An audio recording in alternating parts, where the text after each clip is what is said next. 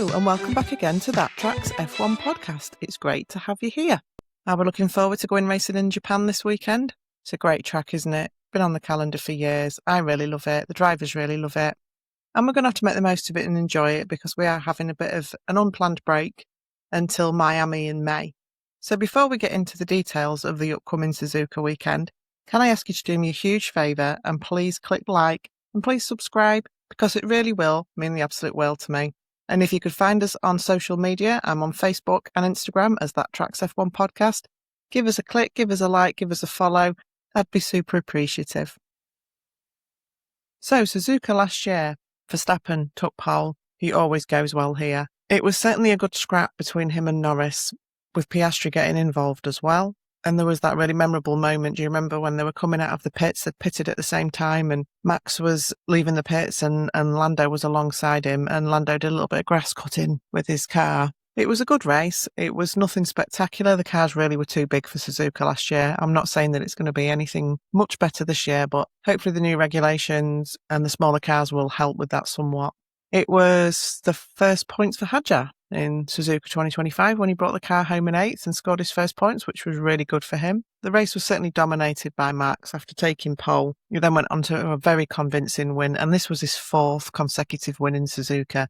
It is a place he really relishes, so it'd be interesting to see, based on current form especially, how he goes this year. When it comes to the layout of the circuit, you've got no heavy braking zones and lots of high-speed corners. This will mean similarly to Shanghai that the recharging will be easier. It won't be like Melbourne. It has more in common with Shanghai when it comes to the recharging of the battery. I mean, Formula One's raced here for years. It is an interesting track. I've already touched on the fact that it's quite narrow. You've still got the gravel traps and the grass, which could well catch some of the drivers out there this year.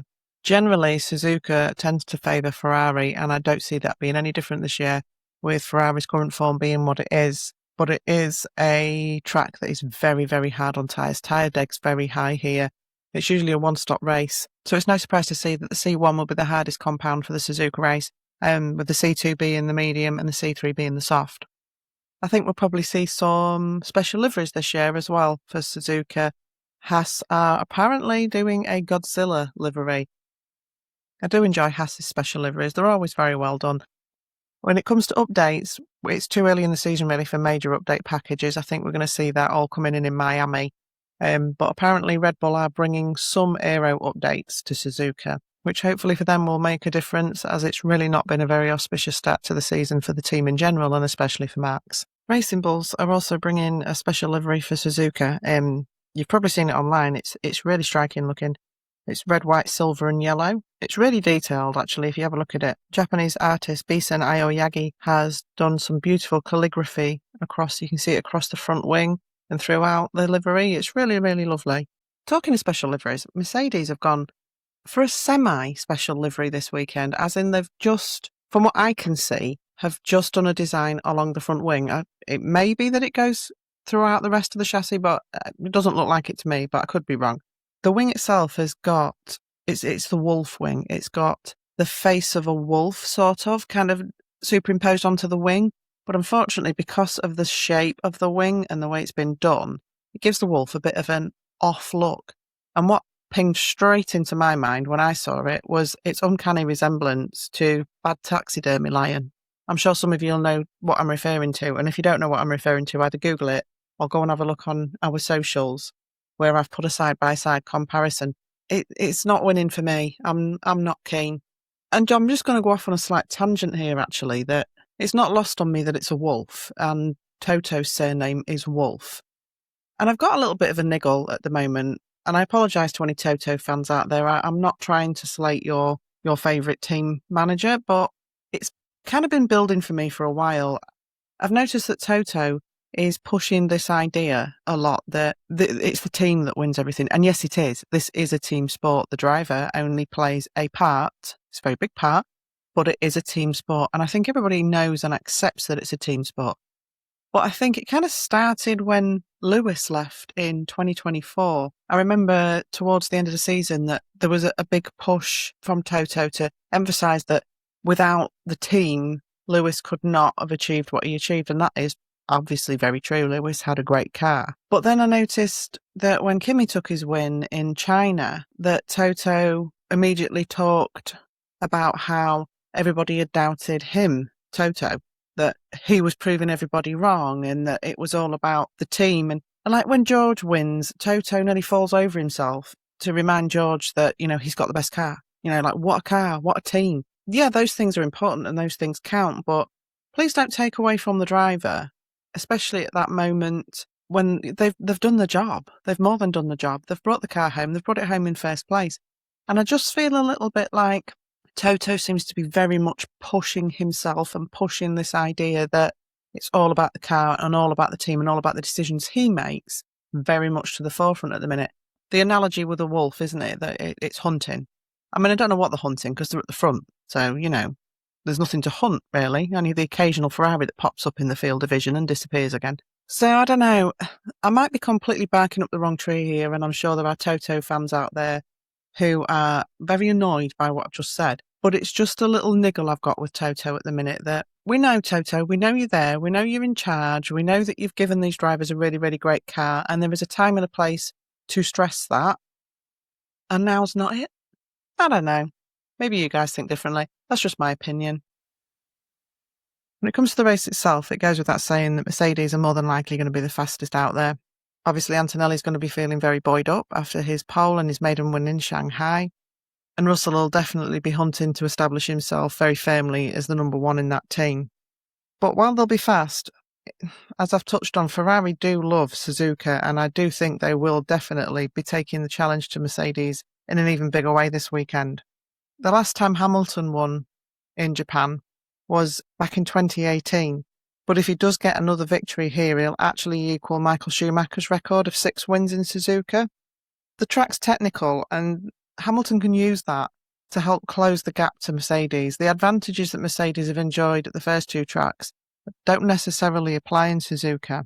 It will be crucial, though, for him to qualify in the top 6, because despite their lightning starts, the lightning starts are no good if you're halfway down the grid, and I don't see any reason why they would be, but it's important to qualify well. And the same goes for Charles Leclerc. Overtaking's notoriously difficult in Suzuka. He wants to take the challenge to Mercedes and take advantage of the extra opportunities that Suzuka provides. He needs to be popping it on the front 2 rows, really. They're more than capable of it, and I do think we could see a little bit of a flip-up this weekend, perhaps, in that the Ferraris could really throw down the gauntlet to Mercedes and maybe even take the win. But I don't know. I'm still erring a little bit on the side of caution that I do think George Russell is very, very determined, and things didn't go all his own way last time out in Shanghai. He had that disappointment in qualifying. Kimi pipped him to pole, and Kimi held on to take the win. And George did not have the most smooth and enjoyable race that weekend either. So I think he'll definitely be looking to flip that around, especially this early in the season. I'm expecting as well to see some good midfield battles again, like we did in China. I'm expecting Ollie Behrman to be up there. I'm expecting the Alpines to be up there. Hopefully Ocon can get involved in a good way this time. Sorry, Esty. I would think that the Racing Bulls will also be well up there in the midfield. Liam Lawson went extremely well in China. Lindblad did struggle a little bit, so let's hope he recaptures some of that early form we saw in Australia. I have to say that I'm hoping for a little bit of a miracle for Williams, because they really need to pick me up, don't they? I mean, I know Sainz scored points last time out, and he did extremely well to get those points. Yes, there was a little bit of luck involved because some of the other cars that weren't present on the grid or DNF'd, but it doesn't change the fact that he managed to drag that Williams round and bring it home for those points. So absolutely brilliant by Carlos there, and let's hope for a little bit more of the same. Let's get Albon up there as well. I really, really would like to see Williams coming into that sort of 6-way midfield battle that's going on at the minute, because those 3 teams are very, very close and we're getting to see some quite good racing there. And I think Carlos and Alex are both extremely skilled. So it would be really, really good to see them bringing their talents in a better car into that midfield and thrashing it out there with the rest of them. Moving on now to my predictions. It's that time again, folks. So I hope none of you are betting people, but if you are, I would recommend you don't take my word for anything. But this is still only the 3rd race in the season, and I can get better. So looking at pole, I know we're not particularly, a lot of us, enjoying qualifying the way it is at the moment, but we'll still tune in, won't we? We'll still watch it. It is a real shame that the spectacle for qualifying isn't the same as it was. And I'm hoping in this break that the FIA will look at some tweaks to make qualifying, it's never going to be quite like it was last year, obviously, but to just bring it more into line with what the expectation is for the drivers and for us as a viewing audience of the spectacle that qualifying is supposed to be. But yeah, when it comes to qualifying this weekend, I really don't see anybody getting ahead of the Mercedes. And having to pick between the two, I'm going to go for Russell on pole. Yeah, no, that's boring. And I have absolutely nothing against George. I mean, more power to George. But in some ways, I do hope I'm wrong because, like last time, we expected Russell to be on pole, didn't we? And Kimi beat him to it. And it's just nice to just mix things up a little bit. So, yeah, I do think he's still going to put in the fastest qualifying lap and take that pole. Now, when it comes to the race, my top five, it's really difficult to pick a top five because you've got the top three teams with the top six drivers. So you're always going to have to kind of leave somebody out. I'm singling them out in a way of and saying, well, you're going to have a bad weekend. And I don't want any of the drivers from that top six to have a bad weekend because they all deserve to be up there and they all deserve to be getting the points. So yeah, I've had to leave somebody out from that top six. I know that's kind of semi-giving away my top five, but at the moment, I think it's reasonably predictable. I think it could get a little bit more mixed up and a little bit juicier as the season goes on and we start seeing some updates and things get a little bit more mixed up.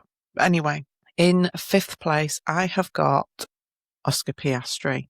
And really, I think if you said to Oscar this weekend, you're going to get fifth, I think he'd be very happy to take that because compared to the last two races, of course, fifth probably sounds pretty good to him right now. We've certainly seen in the sprint and in quali, he's got the pace. He's absolutely got the pace. And like we've touched on, the McLaren isn't that far behind the Mercedes on qualifying pace. So yeah, I do think things have got to go better for Oscar this weekend. And I do think there is every chance he could bring it home in fifth, maybe even fourth. Because in fourth, I have got Lando Norris. And again, it really is a case of which way round are they going to be? Is it going to be Piastri and Norris? Is it going to be Norris Piastri? Piastri has been out qualifying Lando, but in the sprint, Lando really showed a lot of pace. So I do think over a race distance, Lando might just have the edge over Piastri, but really fourth and fifth could be interchangeable. In third, I have got Antonelli. I think there's definitely a podium in the offing for Kimi. This could be a podium and he could win again. He could be in second, he could be in third. I've chosen to put him in third. Really, I have no good reason other than I just think that's the way it's going to shake out. It could be that he comes out this weekend all guns blazing and just takes another win. But I really do think that Russell is going to be trying his damnedest because he does not want relegating at this stage into the role of the second driver. So I do think that he's going to be wanting to really stamp his claim on this race. And for him, he needs to be finishing in front of Kimi. In second place, I have got Lewis Hamilton. I'm feeling he's going to go extremely well here. I think he's going to have so much more confidence after getting on the podium at the last race. He's really enjoying his racing again. He's super positive again. He likes Suzuka. It's somewhere he's very familiar with. And I do think that yet again, as long as he qualifies well, he will be straight off that line and into the lead of the race. Yes, we know that it's very difficult for them to keep that up throughout the race. The Mercedes have just got the superior pace at the moment. But I do think that Hamilton could well keep Antonelli behind him and take that second place. And boring though it is, folks, in first place, I've got George Russell. Like I've said, he's going to come back this weekend even more determined to take the win. He's got the car for it. He's got the experience for it. He's got the talent for it. So yeah, I do predict a George Russell win this weekend. And as I've said, picking a top five out of the top six drivers is difficult. And this is not even allowing for the fact that anything could happen and we could end up with somebody outside this group of top six drivers in the top three teams that could end up in the top five. Even not allowing for that, I have left Charles Leclerc out, and that is no reflection on the talent that I think Charles has. I've just got a feeling that this weekend is just not quite going to be his weekend. So yeah, Shell, you best make sure you combed your hair and brushed your teeth, because it's looking like you're going to be on that podium, probably on the top step, because I've predicted you as having an absolutely rubbish weekend. So, yeah, prepare yourself for champagne time. Moving on to our hit the mark and pull over and park section. Who do I think will hit the mark this weekend? And I have picked Pierre Gasly. I know I'm banging the Alpine drum again, but really, when you think back even to last year, that car was a wheelie bin. There was nothing good to be said about that car last year. And Pierre managed to pop it up to 11th in qualifying, and he finished 13th in the race. And yes, there's no points in 13th. That's still decent when you think how bad that car was last year. Now, at the minute, as we've seen, the car has improved. Pierre's absolutely on a roll. Japan is a similar track to China, and in China, he went so well, finishing 6th. Even in Australia, where everybody struggled, he managed to bring it home in 10th for that point.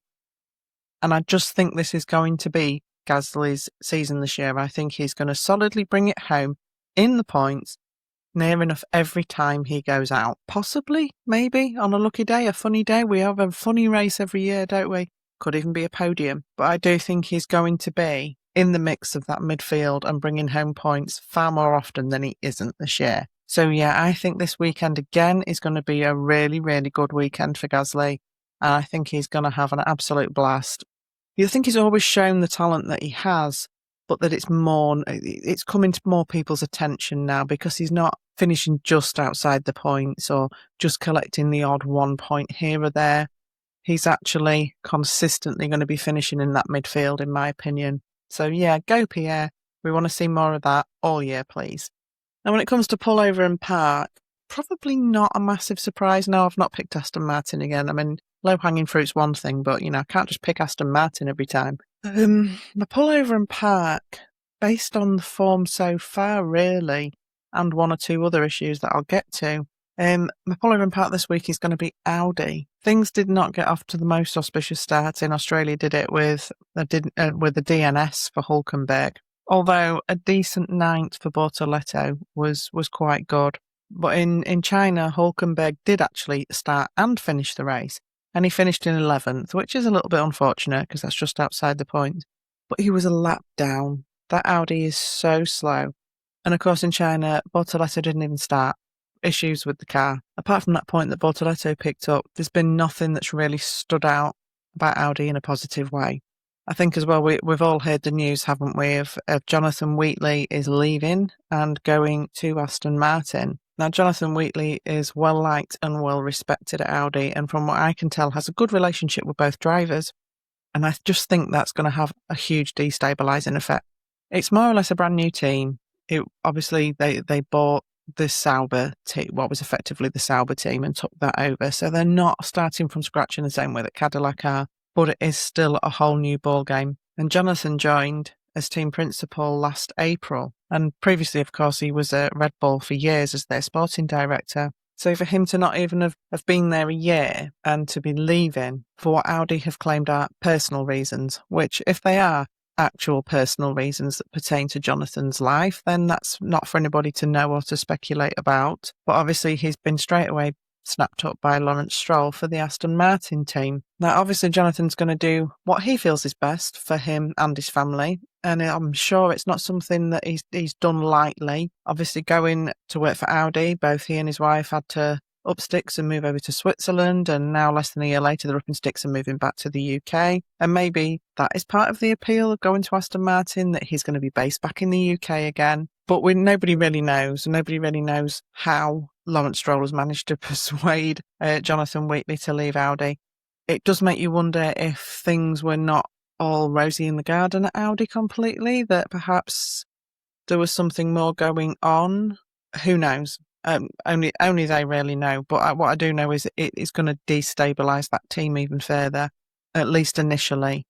Obviously, Binotto's been working with Jonathan as Chief Operating Officer and Technical Officer, and he will step into that team principal role, apparently on a temporary basis until somebody else is secured for the role. So it's not as though the team is going to have somebody drafted in that's completely new, and then for them to be drafted out and replaced by somebody completely new again. There is that sort of established relationship there. They've started with Bonotto there, and he's going to try and continue things along until somebody else comes in and takes over. But these constant kind of destabilizing issues when you're trying to knit a team together, when you're trying to establish trust and understanding and a community within a team. We're learning about how each other communicate, learning how to bring out the best in each other. For it to have started down one path for almost a year, and now, just as the season starts, in a new regulation set as well, Jonathan's leaving.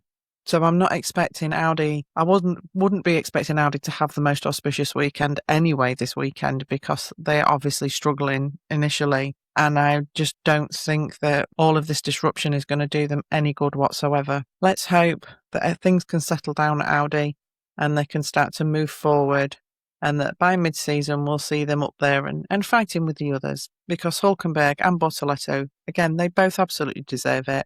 Completely different drivers and at completely different ends of their careers, but both very deserving. So there we have it.